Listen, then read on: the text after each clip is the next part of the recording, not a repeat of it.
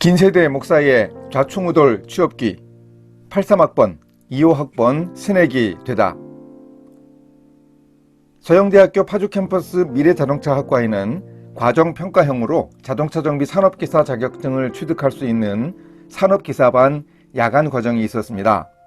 방학이 있긴 하지만 직업전문학교의 8개월보다 짧은 기간은 아닌 2년 4학기에 전문대학교 과정을 마쳐야 한다는 점은 별로 반갑지는 않았습니다. 제가 전문학사 학위가 필요한 것도 아니고 2년이라는 기간은 8개월보다 3배나 되니 꽤 길지요. 그런데 중고등부 교회 동기인 절친이 이미 부천의 직업전문학교를 2024년 8월부터 다니고 있었습니다. 만나서 물어보니 그 과정이 체력적으로나 공부 따라가기가 그리 쉽지는 않다고 했습니다. 그 친구도 사업하다가 꼼짝없이 출근하듯 등교해서 하루 8시간을 수업 들어야 하니 만만치 않다는 이야기였습니다. 각오는 했지만 나도 힘들겠구나 그런 걱정을 하고 있는데 2년 야간 전문대학교의 학교 과정으로 자격증을 취득할 수 있다니 대안을 만난 것이죠. 더구나 적극적으로 방향 전환을 모색하게 된 계기는 학비가 전액 면제라는 점이었습니다. 학교에서 무상교육을 하는 건 아니고 제가 국가유공자의 아들이기 때문입니다. 돌아가신 아버지 덕에 대학교에 입학해서 공부를 하면 국가유공자 자녀 대학 등록금 면제의 혜택을 받을 수 있었습니다. 그래서 제가 지난해 말에 대전에 강의하러 갔을 때 현충원에 들러 아버지 묘소를 찾았습니다. 아버지 노고로 무상으로 공부하게 됐다고 감사하다고 인사도 드렸습니다. 전에 제대로 받아보지 못한 보훈 혜택을 나이 60대여서 받게 될 일이 괜히 기분 좋았습니다. 이렇게 공부할 수 있다면 기간이 좀 길어도 못할 것도 없겠다 싶었습니다. 야간 과정이니 퇴직 후에도 낮에 여러가지 일을 할 수 있는 것이고요. 만약에 이 학비 면제 혜택이 없었다면 8개월 과정에 직업전문학교를 갔을 겁니다. 그러니 제게는 아주 좋은 기회였습니다. 또 하나 야간대학에 진학하면 좋겠다고 생각한 이유가 있습니다. 제가 만약 퇴직하고 2025년 1월부터 8개월간 주 5일 하루 8시간의 수업을 계속 들어야 하는 자동차 직업전문학교에 가면 당연히 일터소명, 매일 묵상, 유튜브는 더 이상 계속할 수 없었습니다. 작업을 할 물리적 시간이 확보되지 않기 때문입니다.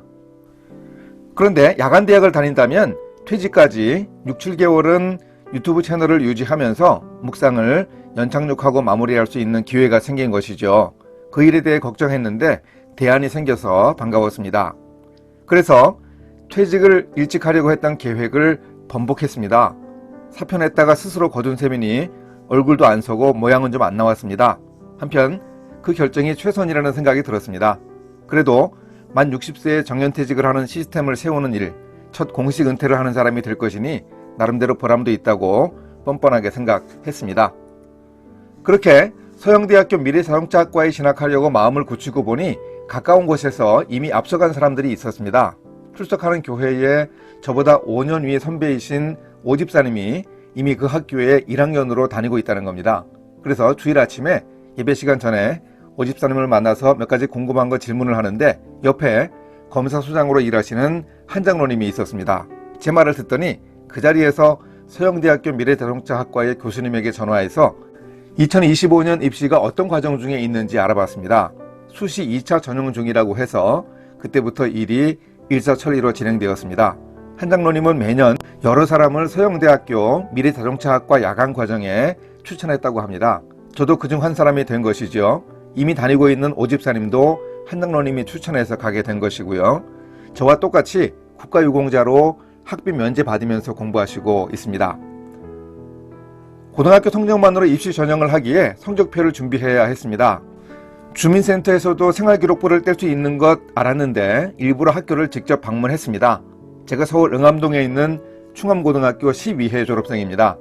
응암 오거리에서 버스를 내려 걸어 올라가던 익숙한 길을 차로 달려 도착한 학교는 그리 크게 달라진 것도 없었습니다.